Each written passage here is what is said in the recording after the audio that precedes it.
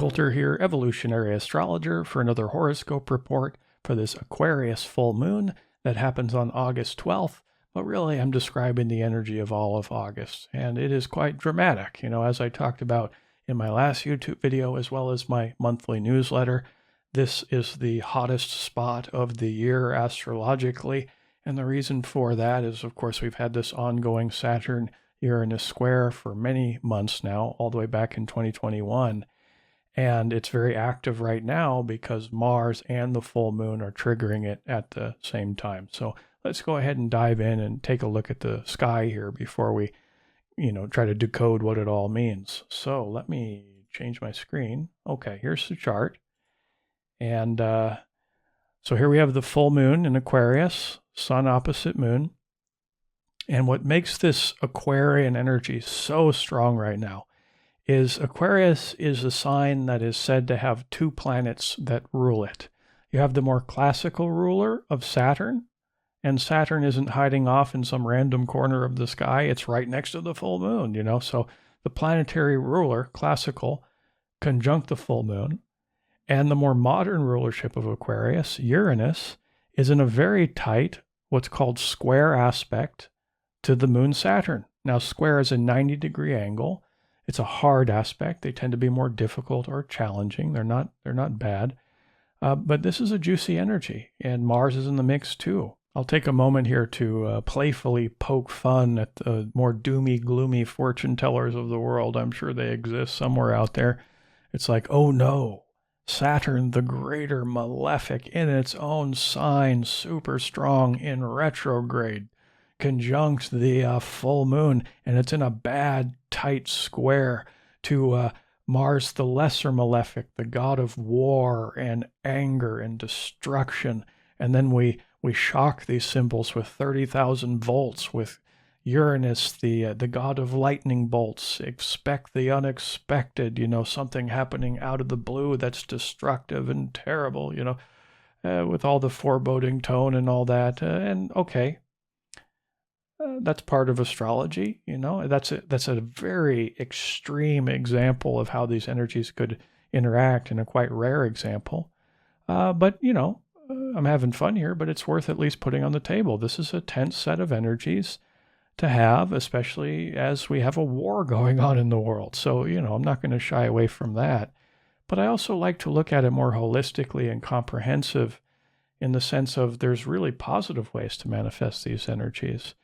And through the lens of evolutionary astrology, we're most interested in how can we take these archetypal energies that are flowing through us individually and as a collective, and work with these energies instead of against them, from more, we could say, love consciousness instead of egoic pride, so that we can accelerate our growth process instead of slow it. So although I don't want to be naive of the darkest potentials of these planets, I want to stay on more solid ground and recognize there's many ways to manifest this. But what is highlighted here, of course, and this is something I've talked about so much since 2021, because this event has been ongoing, Saturn square Uranus, this square, is really at one of its strongest points. So we have this hot spot here in August, and then in October and November, as Saturn continues to go retrograde and Uranus is moving forward, the square will become even tighter, and they'll come as close as they have been in quite some time in 2022. And we're getting a very obvious, let's say, preview of the energy that will continue over the course of the rest of this year, especially in October and November. So Mars is one of the biggest triggering planets there are, and here Mars is triggering this square. And we could describe this a lot of different ways. Saturn does tend to have a more limiting, restrictive quality to it, or contraction, we could say. And Uranus has a more expansive, freedom-seeking, liberating energy. So these planets really couldn't be much more opposite. And here they are arm wrestling through the square. And of course, this will manifest within the collective as the impulse to control Saturn, and then the impulse to be free, and these at cross purposes with each other. They're kind of duking it out. So let's give some examples of both positive Saturn, because I do want to leap to the defense of Saturn here, also negative examples of Saturn, and same for Uranus, and we can come up with metaphors on how these energies could play together. So I want you to imagine, just hypothetically, there's somebody online who has a large social media presence, and there's something within society that they're very concerned about, some limiting force, and they're speaking their truth. And let's just say, hypothetically, that this truth is actually quite close to what the truth actually is. But that truth is very threatening to groups or organizations or structures, because Saturn is about structures, that wants to impose its will on others to control, to keep things in line, checks and balances. But sometimes that can get out of hand, especially if it grows so much power, okay? Those structures can choose to exert that power and influence, and then really limit the freedom of the collective. And here this person is, who has tremendous influence, speaking fierce truths, and those hierarchical power structures, we could say, don't like that. And because they have so much power, here we are in the age of the internet, they snuff out the voice. They cancel them. They delete their account or whatever. And actually, that would be a very dark manifestation of Saturn in Aquarius, because Aquarius is the sign of intelligence and inventions and technology. So limitation through technology, fighting against the Uranian impulse to be liberated, to be free, to speak truth. Now, I'm not talking about anybody in particular, okay? This is just a hypothetical. But if that were to happen, somebody speaking a truth and getting muted and deleted, that would be terrible, obviously, because this person was spreading information that was true and accurate, and they were punished for it, and their family were punished for it, because, it's probably how they made their money. So that would be terrible. That would be an example of dark side Saturn winning out against the more positive expression of Uranus, okay? Now, let's say, because this person was canceled, they had a huge following, he or she was kind of made a martyr, and then there was a spotlight shown on this truth that they were talking about, and it gained even more influence and power, and people became more aware of it because this happened, and they begin to come together, band together, and surround the symbols of power to demand change, peacefully. And then, it's kind of a standoff for a while, and then finally the government says, well, we better take a few steps back on this, and they take back or reverse any regulations they were up to or whatever, and then freedom wins. The people are free. That's an example of positive Uranus winning the arm wrestle with negative Saturn. Or instead of the hierarchical power structure, surrendering to the power of the collective, they instead freeze their bank accounts and throw them all in jail. Okay, now we got Saturn winning again. So far I'm making Saturn out to be the bad guy, Uranus out to be the good guy, which is not always the case. So what about bad side of Uranus, which will definitely come out to play now this month as Mars is next to it? That fighter energy of Mars is really activating the extremes of this archetypal field of Uranus. So we'll see some of what I'm about to say. So the same group of people rebels against the symbol of power, except for this time they have pitchforks and fire, and they're ready to be destructive. It's like, let's burn it to the ground. That'll show them, that's the solution. That chaos, that more criminal side of this energy, which seeks to destroy that which it has perceived to go out of hand in terms of, power and whatnot, which is not a very positive way of going about it, obviously. That creates more suffering in the world. And there they are with their pitchforks. And instead of making it to the symbol of power, there's another group of people, a larger group of people, who see what's going on, the destruction that's about to happen, and they form a wall of love or peace, let's say, surrounding the symbol of power and saying, no, this is not the way to go about this. Let's stay logical. Let's stay reasonable. Let's be objective about this. This is positive side Saturn in Aquarius, because Aquarius is an air sign. It's on the mental plane. Let's stay on our minds here. Let's not be reactive from our pride, from our anger, from our righteous indignation. Let's stay balanced and realize with our objectivity, our scientific Saturn in Aquarius mind, that we need these hierarchies. They keep us structured. They keep solidarity within society. We need these things. So we don't want to set them ablaze, okay? We need them. We just need to keep them in check, okay? And then because they outnumber the pitchforks run away, and positive side Saturn wins the arm wrestle, and negative side Uranus gets crushed. Of course, I'm using examples with, government and hierarchies of power here, but really this tension between freedom and restriction is the core of Saturn-Uranus square. And you can come up with a zillion different examples, but these all are bubbling up to the surface, in more extreme fashion as the triggering influence of Mars comes around. Now, again, that's more within the collective. We can also work with this on a more personal level, which is what evolutionary astrology is most interested in. But before we get to that, I just want to explore this concept of consciousness for a little bit. So I'm going to change my screen. Now, this is something I've talked about before on this channel many times, because the concept of consciousness is, in my opinion, inseparable from anything, really. Consciousness is key. And I really like to focus on this in the way I think and talk about astrology. It's kind of baked into how I presented the light and darker manifestations of Saturn and Uranus, and recognize there's a way to find an integration with this square, and it comes down to our level of consciousness, basically. Overall, I really like this graphic. There's some things I disagree with it. I found this online. I disagree about the dimension stuff in the middle here. But I really like this number value associated with different emotions and states of being in terms of consciousness. This was originally created by David R. Hawkins, who created this through basically applied kinesiology or muscle testing, working with thousands and thousands of people to get true-false answers, and eventually coming up with this scale of consciousness. I like it because it helps to give us a number value.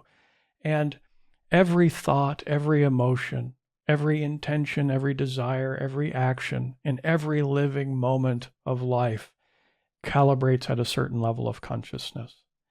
And the whole process of raising our consciousness is slowly over time developing more and more awareness about, for example, any thoughts or emotions that we're experiencing in the moment that are more prideful or anger-based or fear-based. And if you have one of those, your consciousness has dipped to sub 200, which is the point of neutrality, by the way. Anything below 200 is what David called force. Everything above 200 he called power. And I actually like this part of the category along the right of this graphic. Anything below 200 is victim or abuser consciousness. And then you have self-empowerment, where you start to gain momentum when you get to 200 to 400. And then 400 plus, you start to get to self-realization. And 1,000 is the highest you can possibly get as a human incarnated on Earth. We bounce around. It's not static. It's, our thoughts change from moment to moment. Our emotions change. But we do sort of have an average, whatever that ends up being. I think if I'm remembering correctly, about 85% of humans on Earth, their average calibration is sub 200, which is kind of scary, to be honest. But consciousness has been raising since about the year 2000 or so, and that's continuing to pick up. More and more people are waking up, realizing, oh my God, I was dreaming awake, especially over the last couple of years, people are waking up. And I sense that there is a division, a polarity. People are kind of growing apart. And that's because emotions exist in the astral plane, the astral body, fourth dimension, if you will. And the fundamental law of the astral plane is attraction and repulsion. So like attracts like, opposites repel. So when you have within the collective many people waking up, realizing they were dreaming awake, focusing more on love and development and growth, okay? Meanwhile, on the opposite side of the spectrum, for the same reason, because there's been so much pain and suffering over the last couple of years, they've really gone into this heavy fear consciousness, and they've actually lowered their consciousness. And whenever you're sub 200, you're going more towards sickness. And I don't mean only physical sickness. I mean the sickness of your emotional body and your mental body, which over time, if you stay there, will actually manifest as sickness in your physical body. So you're either going towards sickness in every moment, if you're sub 200, or you're going towards health, if you're plus 200. So this is why meditation, as most of you know, I'm a huge advocate of meditation. I'm going to do a guided meditation at the end of this video, which will help you to, give yourself a little booster so that you can get above, 450 to 500. Now, then you want to stay there. That's the goal. That's the challenge. Because then you go back to your daily life and the stressors of life, and slowly over time we dip. But the goal is just the ultimate goal is to spend more time plus 200 and less time sub 200. Another part I like about this graphic is how it has hell and purgatory as sub 200 and paradise and heaven at plus 400. And that's pretty accurate because we create hells within ourselves or paradises within ourselves. And the hells we create is a summation of these thought and emotional structures that we choose with the superpower of our consciousness to focus on. Because where our attention goes, energy flows. So if you're focused on anger, okay, that continues to grow within you and become stronger and stronger as a habit energy. And the more you express that anger, the more angry you become over the course of a life, And same with repetitive thought, subconscious thought, habitual patterns. The more you allow a certain thought into expression, the stronger it becomes, the energy that goes with it. So, a big piece of spiritual development is developing more awareness about those sub 200 consciousness stinkers within you, and look to actively de-energize or dissolve those over time, and instead come from this higher level of consciousness. So I really love this scale, and we apply this to the astrological archetypes, and there's more evolved ways to work with these energies and less evolved ways, as I've been describing. But, working with this on a more individual level. And by the way, I talked extensively about the scale of consciousness in my Patreon community last month in our live call, and we had a lot of fun. And the purpose of that community is to talk astrology, to talk consciousness, and seek to actively grow together in an intimate community. And I'm also launching a chart spotlight video on Osho that should be released in a few days. So if you have an interest in learning about famous people's charts through the evolutionary astrology perspective, I'll put a link below if you want to check out my Patreon. Well, there's a link on the screen there, so you can take a look there. So, obviously, this freedom-seeking impulse to liberation, it's like, how can we work with this on a more personal level, in an evolved, high-consciousness way, is by basically facing your fears. That's Mars, to overcome one's fears by facing it, to become more courageous by being assertive in expressing our authentic self. That's Uranus. The freedom and liberating principle applied to who we are at the core of our beings, okay? And we contrast that with the part of our human personality that's been trained to be a certain way by family and by culture, okay? By the mainstream, let's say. But, it can also be various subcultures too. Uranus is the planet of authenticity. So really, it's facing your fears about being more authentic, and in terms of Saturn, Saturn is wherever Saturn is by transit in your chart, whatever house it's in, or wherever your birth chart placement Saturn is, represents where you need to bust your butt, where you need to work hard, So this full moon putting a spotlight on this hardworking Saturn, saying it's time for me to focus on this area of my life where I've sacrificed too much of who I really am at the core of my being. People who their inner geniuses are trying to really just flourish in each lifetime, and as they go through life, through childhood and through school, it's like sometimes they bump up against rejection, betrayal, and abandonment, and those are very painful. And as we experience those, it's very common for people to carefully edit parts of themselves so they don't have to feel those emotions again. And this liberation, the great work of liberation, that's a very strong focal point here, can be scary. That's the Mars piece, the war god. So can I be real? Can I be authentic? Am I willing to roll up my sleeves and do that? You can also look to see where Uranus is transiting through your chart. I need to be more authentic here in terms of the house of my chart, etc. But, this has been a dominant theme, especially now, because Uranus and Saturn both rule the sign of this full moon, and Aquarius is the rebel, the revolutionary, the truth sayer, So how can I be more authentic? And the meditation we'll be doing at the end of this video will help to strengthen that authenticity within us. So that's the core evolutionary intention, with the goal being to expand our consciousness. Thank you. I hope you enjoy the meditation.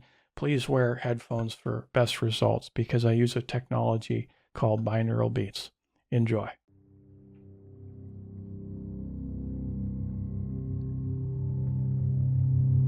Let's begin by focusing on the breath. 7 seconds per inhale. Hold for 1 second. 7 seconds per exhale. Hold for 1 second and repeat. 7-1, 7-1. It's a very powerful breathing technique that floods your system with etheric vitality.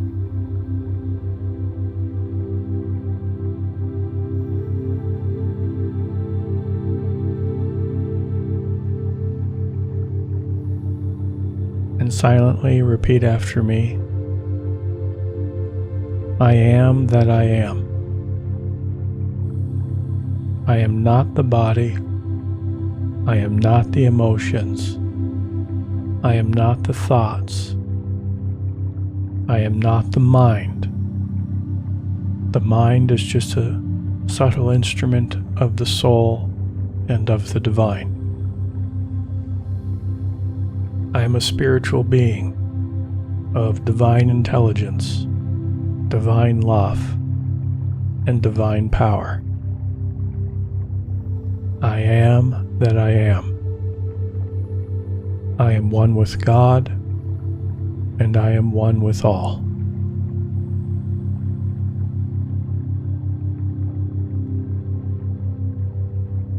I want you to begin to visualize a wall of sky blue flames in front of you, right in front of you. And the flames aren't burning. The sky blue flame is cooling. It's stabilizing and calming. And visualize yourself reaching your hands out and touching the wall of blue flames. And you bring into your hands the blue flame. Beautiful sky blue color.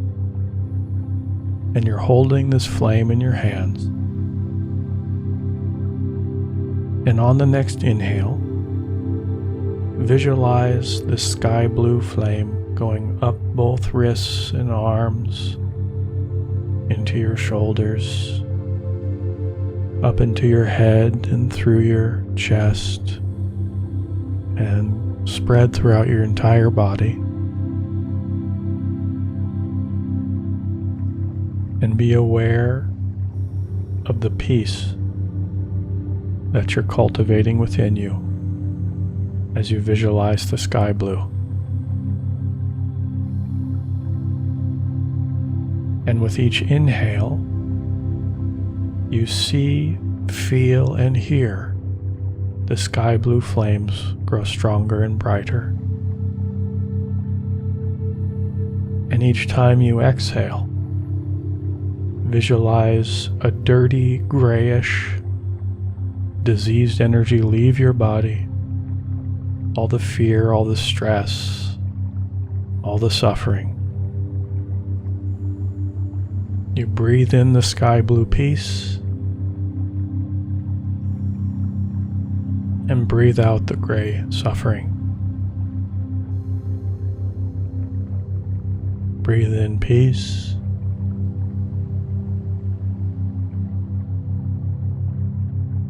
Breathe out suffering.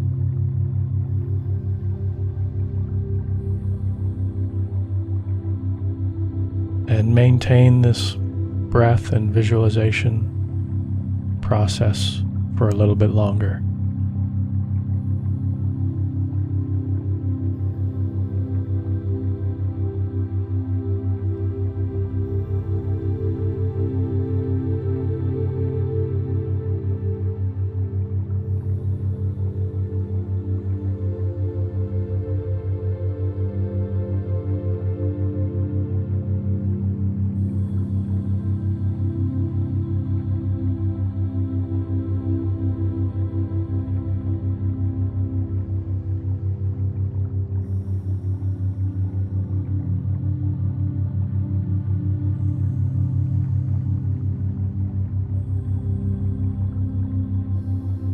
Now I want you to shift your point of awareness to your chest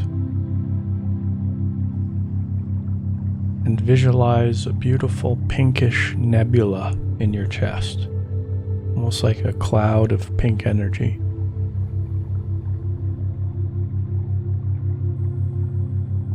In and around your chest.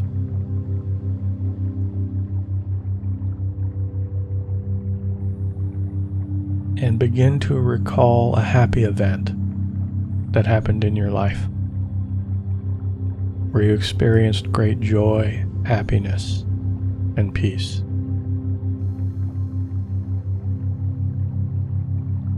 And remember how beautiful that felt. Feel that in your heart as you visualize the pink.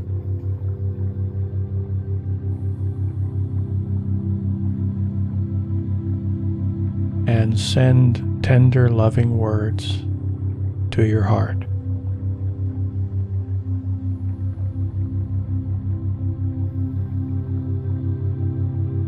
And on your next inhale, you see that pink nebula glow so brightly. And you feel the love within you.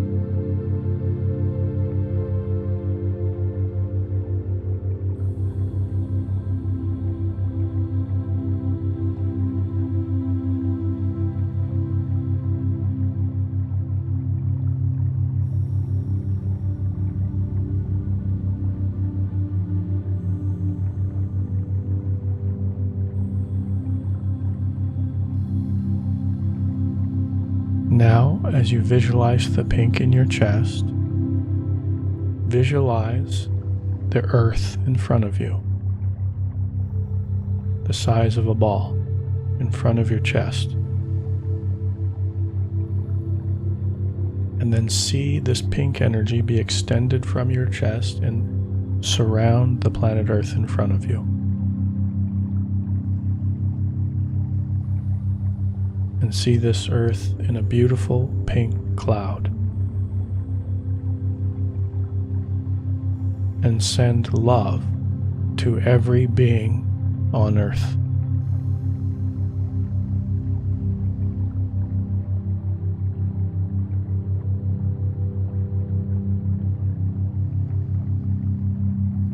We're living in tense times. This meditation is precious to help raise the consciousness of the collective by blessing it with your love, blessing Earth and blessing every being.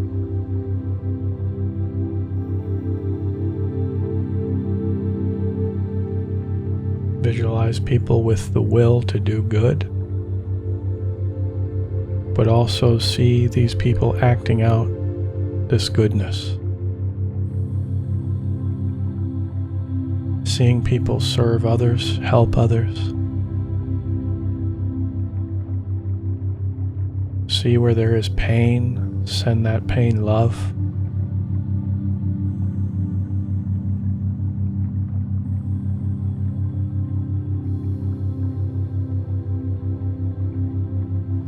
Visualize people who have weapons and who are fighting, laying down their arms.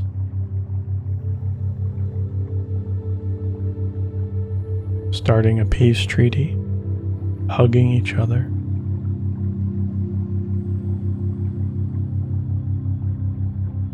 Where there is suffering, send love and bless the earth and every being with this pink color.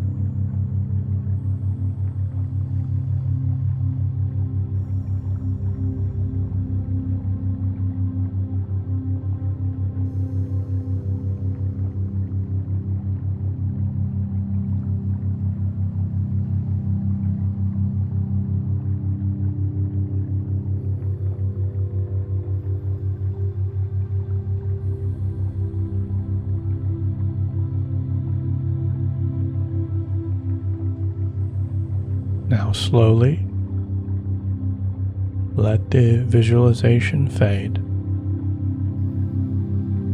and move your point of awareness up into the center of your head.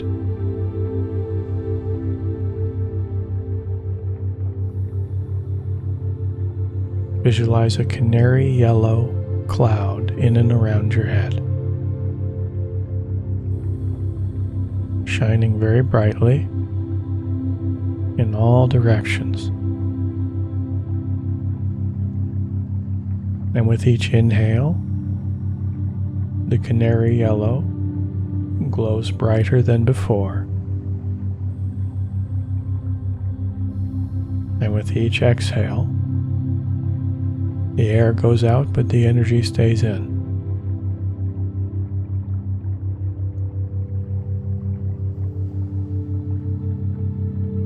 This center strengthens your mental body.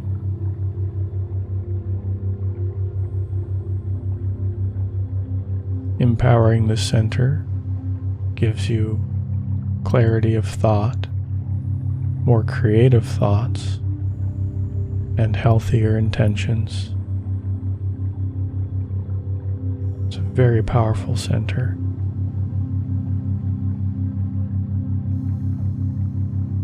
So maintain the visualization of the yellow color in your head for a bit longer.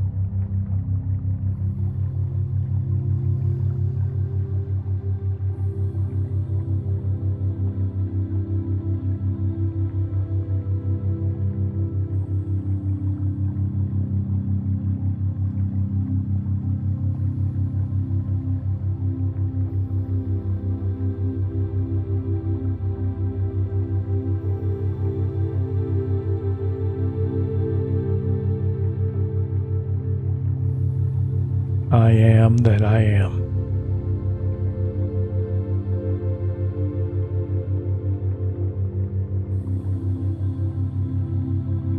I am that I am.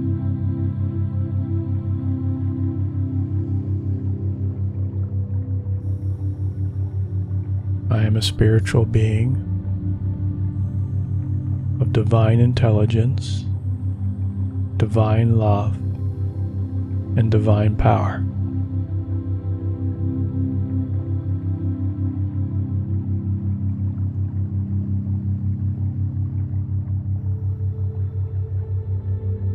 Slowly and gently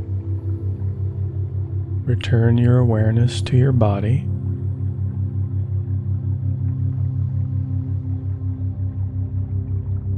And now visualize a snow white etheric vitality throughout your entire body.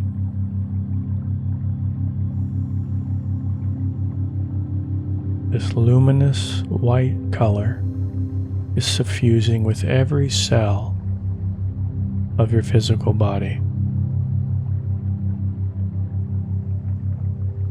You are a being of light, and you are increasing your shine. And see yourself shining in all directions around you.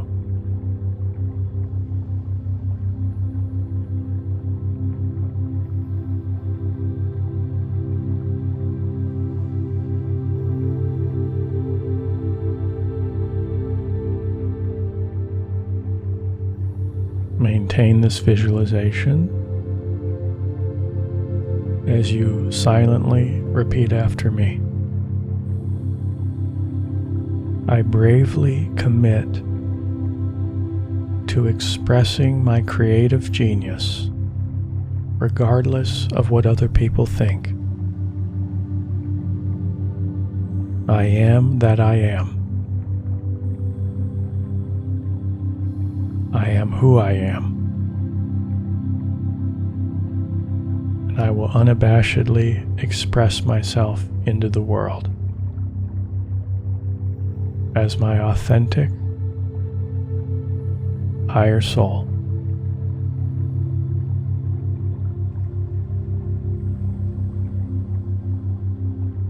Slowly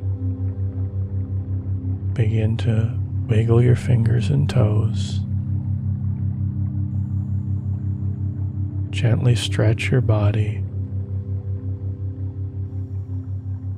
And whenever you're ready,